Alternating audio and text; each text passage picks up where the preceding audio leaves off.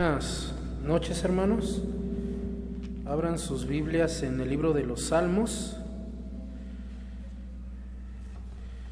Y ya meditamos la semana antepasada en el Salmo número 1. Les voy a rogar que meditemos en el Salmo número 2. Y así cada que Dios me permita a mí dar la reflexión de este culto, vamos a ir meditando en un salmo diferente. Salmo número 2. Y dice la palabra de Dios, si ya están ahí conmigo: ¿por qué se amotinan las gentes y los pueblos piensan cosas vanas? Se levantarán los reyes de la tierra y príncipes consultarán unidos contra Jehová y contra su ungido, diciendo: rompamos sus ligaduras y echemos de nosotros sus cuerdas. El que mora en los cielos se reirá, el Señor se burlará de ellos. Luego hablará a ellos en su furor y los turbará con su ira. Pero yo he puesto mi rey sobre Sión, mi santo monte. Yo publicaré el decreto. Jehová me ha dicho: mi hijo eres tú, yo te he engendrado hoy. Pídeme y te daré por herencia las naciones, y como posesión tuya los confines de la tierra. Los quebrantarás con barra de hierro, y como vasija de alfarero los desmenuzarás. Ahora pues, oh reyes, sed prudentes, admitid amonestación, jueces de la tierra, servid a Jehová con temor, y alegraos con temblor. Honrad al Hijo para que no se enoje y perezcáis en el camino, pues inflama de pronto su ira. Bienaventurados todos los que en Él confían. Amados hermanos, este salmo es conocido como un salmo mesiánico. ¿Por qué un salmo mesiánico? Porque este salmo de manera general se divide en dos partes: primer venida del Mesías y segunda venida del Mesías. En los versículos 1 al 5, el escritor de este salmo nos va a hablar de la primer venida y la crucifixión del Mesías. A partir del versículo 6 hasta el versículo 12 nos va a hablar de la segunda venida y el gobierno del Mesías. Miren, amados hermanos, también que este salmo puede tener cuatro divisiones generales. Es más, a este salmo le podemos llamar las 4 escenas de la película de la venida de Cristo. Son 4 escenas diferentes acerca de la venida de Cristo.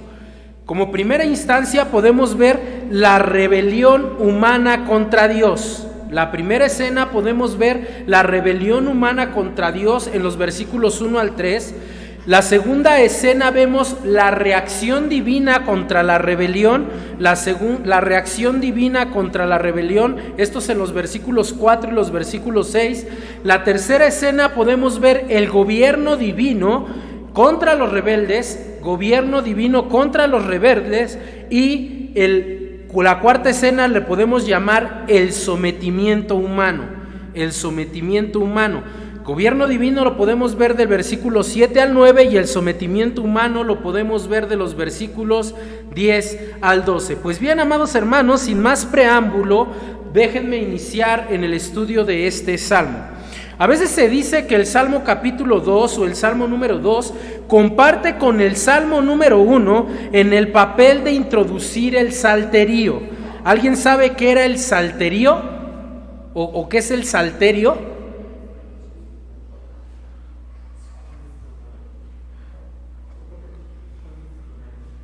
Un instrumento que usaban para la alabanza. Sin embargo, el salterio en el libro de los Salmos va dominado por la palabra bienaventurado. Si ustedes notan, el primer salmo inicia diciendo bienaventurado. Si ustedes checan el 2.12 va a decir bienaventurado. Amados hermanos, ¿en dónde dice el 2.12 bienaventurados? Yo no lo veo por ninguna parte. Bueno, sí, al final está bienaventurados todos los que en Él confían. Además parece que en tanto que la función del Salmo 1 es exponer amados hermanos, los dos diferentes caminos que tenemos como individuos, el Salmo número 2 sigue con la aplicación para las naciones. Es como si el Salmo número 1 dice, mira, tú como individuo puedes tomar estos dos caminos. Y en el Salmo número 2 como si dijera, miren, ustedes como naciones pueden tomar estos dos caminos. Pero si ustedes ven la estructura del Salmo, se van a dar cuenta que es la misma estructura del Salmo número 1. ¿Te sometes o desobedeces? Es la misma estructura, uno es personal y el otro es nacional. Este salmo también es designado como el grupo de salmos reales. ¿Por qué salmo real? Porque inicia con el rechazo del Mesías y termina con la entronación del Mesías. ¿Por qué se le llama salmo real? Porque en él podemos ver cómo es que Dios va a entronar a su Hijo. Si ustedes ven el versículo 6 dice, pero yo he puesto mi rey sobre Sión, mi santo monte. Ahí está la entronación del Mesías. Aunque este salmo no tiene un título, amados hermanos, parece llevar la marca de la mano de David. ¿Cómo lo sabemos, amados hermanos? Por la manera tan ágil en que está escrito y la manera en que describe situaciones del reino. Por ejemplo, cuando dice, pídeme y te daré por herencia las naciones, que ahorita vamos a ver. Versículo 9, los quebrantarás con vara de hierro. Versículo 10, ahora pues, oh reyes, sed prudentes. ¿Se dan cuenta? Es como si un rey se los dirigiera a otro rey. Por esta estructura nosotros podemos decir que puede ser David el escritor de este libro. ¿Por qué? Porque si nosotros vemos los otros escritos de David, nos vamos a dar cuenta que tienen una composición similar. Amados hermanos, acuérdense que esto es poesía hebrea y la poesía hebrea tiene que ser vista de diferente manera que nuestra poesía en castellano. Entonces, el Salmo 2 también hace resplandecer de forma progresiva y de una manera poética 4 cuestiones sobre el Señor Jesús. 4 cuestiones sobre el Señor Jesús: su nacimiento, su rechazo, su crucifixión y su reino. Entonces yo tengo que ver esa estructura en el Salmo capítulo 2. Iniciemos. Dice, ¿por qué se amotinan las gentes y los pueblos piensan cosas vanas? En la poesía hebrea, aquí tenemos una ironía teológica. Alguien, obviamente lo sé, pero lo tengo que preguntar. ¿Conocen qué es una ironía, hermanos? Está siendo irónico, está hablando irónicamente. ¿Qué es una ironía?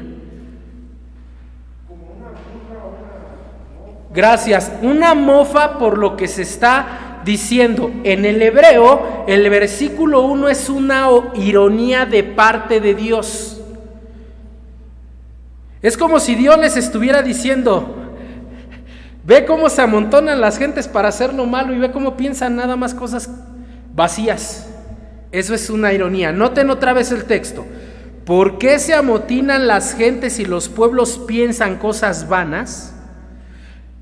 La ironía que está usando Dios va dirigida en contra de la corrupción humana. ¿Por qué está usando Dios una ironía? Porque el ser humano trama, conspira y maquina, pero para puras cosas malas. Es como si Dios les estuviera diciendo, imagínense una corte celestial en la Trinidad y uno al otro se está diciendo, mira, nada más se juntan para hacer lo malo. Dios usa mucho este tipo de lenguaje a lo largo de las Escrituras. ¿Se acuerdan en Génesis cuando dice, he aquí que el hombre es como uno de nosotros? Eso es una ironía. No es que Dios esté diciendo que el hombre es una divinidad, más bien Dios está diciendo, el hombre piensa que es como una divinidad. O sea, él piensa que puede ser como yo. Vean también el Salmo 38:12. Salmo 38:12. Para entender esto de la ironía, porque en la Biblia hay mucha ironía, amados hermanos. Salmo 38, 12. Salmo 38, 12.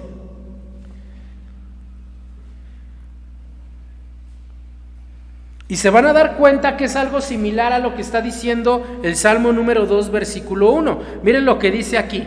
Los que buscan mi vida arman lazos, y los que procuran mi mal hablan iniquidades y meditan fraudes todo el día.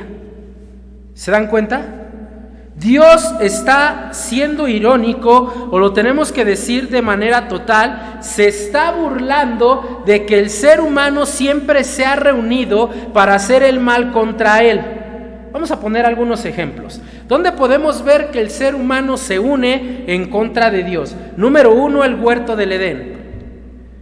Adán y Eva conspiran en contra de Dios, pero no conspiraron solos, la serpiente conspiró con ellos. Después, ¿en dónde vemos otra conspiración en contra de Dios? Vamos a hablarlo de manera general porque nos tendríamos que ir deteniendo y nada más tengo, creo que 6 minutitos más para terminarlo. No importa que no lo terminemos, podemos seguirlo meditando después.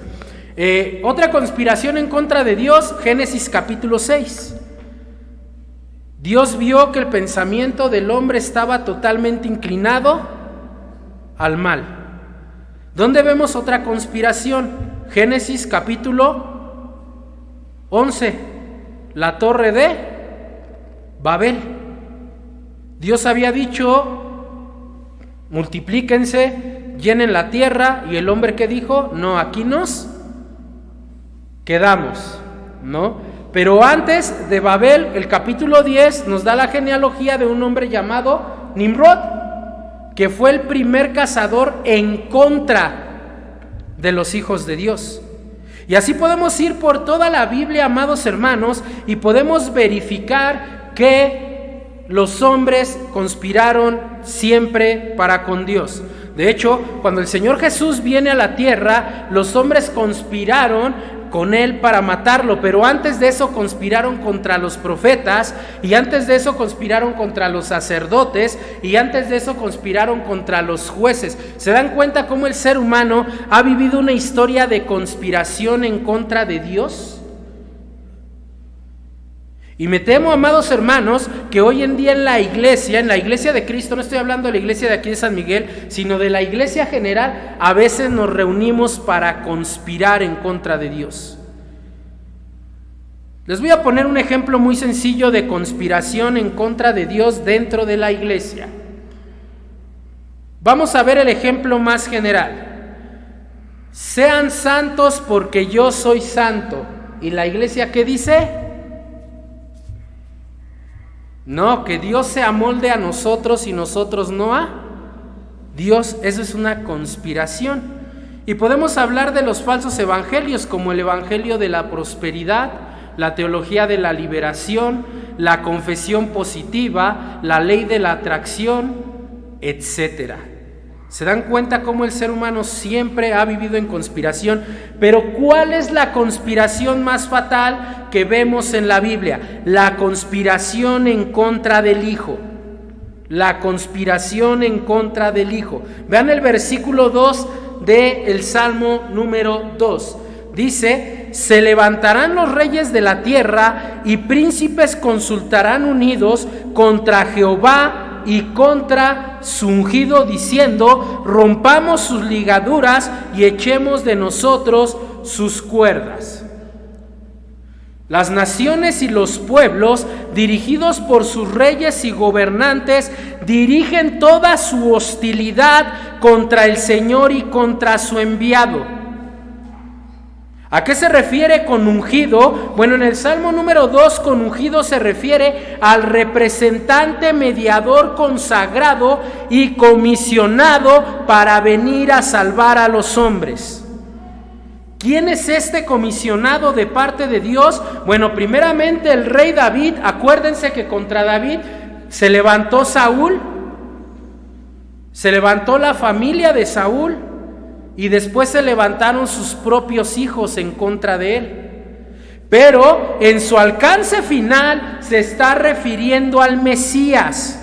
Vamos a ver a qué se refiere. Cuando dice se levantarán los reyes de la tierra, no se está refiriendo a los reyes de toda la tierra en este momento, porque vamos a ver posteriormente en el libro de Apocalipsis que sí van a ser todos los gobernantes de la tierra contra Cristo, en una batalla que conocemos como la batalla del Megido o la batalla de Armagedón.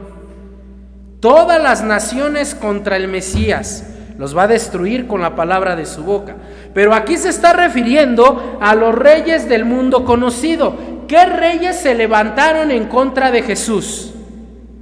Primeramente, Herodes el Grande. Él quiso matar a Jesús siendo niño. Acuérdense la matanza que hubo en Belén de los niños recién nacidos a los 2 años, que era una profecía que podemos vislumbrar desde Génesis, pero ese es otro tema. ¿Qué otro rey se levantó en contra de Jesús? Herodes, junto con Pilatos.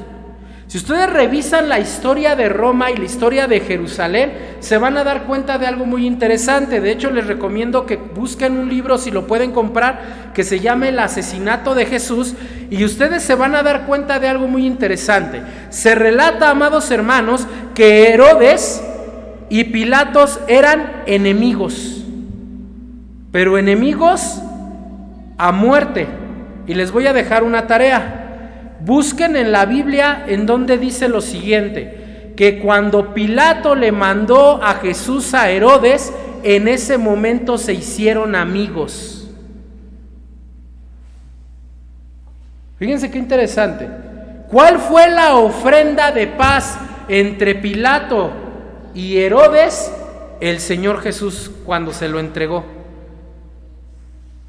Fíjense qué interesante, amados hermanos. A eso se refiere con que los reyes se levantaron en contra de Jesús, pero luego dice, y príncipes consultarán unidos. ¿A qué se refiere con príncipes? Y aquí está lo cruel, amados hermanos. Cuando dice la Biblia que los príncipes consultarán unidos, se refieren a aquellos que decían ser hijos de Dios. Cuando la Biblia habla de príncipes, se está refiriendo a los judíos, a los fariseos, a los saduceos, a los herodianos. ¿Por qué decimos esto? Bueno, primeramente porque la profecía de Génesis 48 dice que de la tribu de Judá iban a venir los reyes. Pero sobre todo por lo que nos revela el libro de Hechos. Vean el libro de Hechos capítulo 4 versículo 25 y 26. Hechos capítulo 4 versículo 25 y 26. Hechos capítulo 4 versículos 25 y 26. ¿Cómo sabemos? Por eso les decía que cómo sabemos que este salmo, aunque no tiene título, es de David, por lo que va a decir aquí el Espíritu Santo. Miren lo que dice Hechos 4:24. No, 25 les dije, ¿verdad? Hechos 4:25. Que por boca de David, tu siervo, dijiste, ¿por qué se amotinan las gentes y los pueblos piensan cosas vanas? ¿Qué está citando, amados hermanos? Salmo número 2. Y dice, se reunieron los reyes de la tierra y los príncipes se juntaron en uno contra el Señor y contra su Cristo. Sigue citando el Salmo número 2, pero ahora quiero que vean la interpretación. Versículo 27. Porque verdaderamente se unieron en esta ciudad contra tu santo Hijo Jesús, a quien ungiste, Herodes y Poncio Pilato, con los gentiles y el pueblo de Israel. ¿Por qué les llama príncipes? Porque Dios le da una profecía a Raquel, esposa de Jacob, diciéndole, 12 príncipes se levantarán de ti. Y está hablando de las 12 tribus de Israel, especialmente Judá. Con esto ya les estoy dando ayuda para la tarea del sábado, de por qué Génesis termina hablando de José y no de Judá. El pueblo de Judá, amados hermanos, en representación de un hombre, es el que va a entregar a su Señor para la cruz. ¿Cómo se llamaba el hombre que entregó a Jesús? Judas, que proviene de Judá. Judá significa alabado. Judas significa el que alaba a Dios. ¿A poco sí lo alabó? Entonces, cuando dice el Salmo 2 que se levantarán los reyes de la tierra, se refiere a Herodes y Poncio Pilato. Y luego dice que los príncipes consultarán, se refiere al pueblo de Israel. Así que, amados hermanos, podemos verificar en estos dos versículos que son los mismos hijos de Dios, los mismos creyentes en Dios, los que se rebelan contra Él. Y aquí debo de hacer la misma pregunta que Pablo le hizo a los corintios. ¿Ustedes para qué se reúnen? ¿Se reúnen para conspirar en contra de Dios o para alabar a Dios? ¿Por qué les di, amados hermanos, el significado de Judá y de Judas? Bueno, ¿de qué lado estoy parado yo? Debo preguntarme.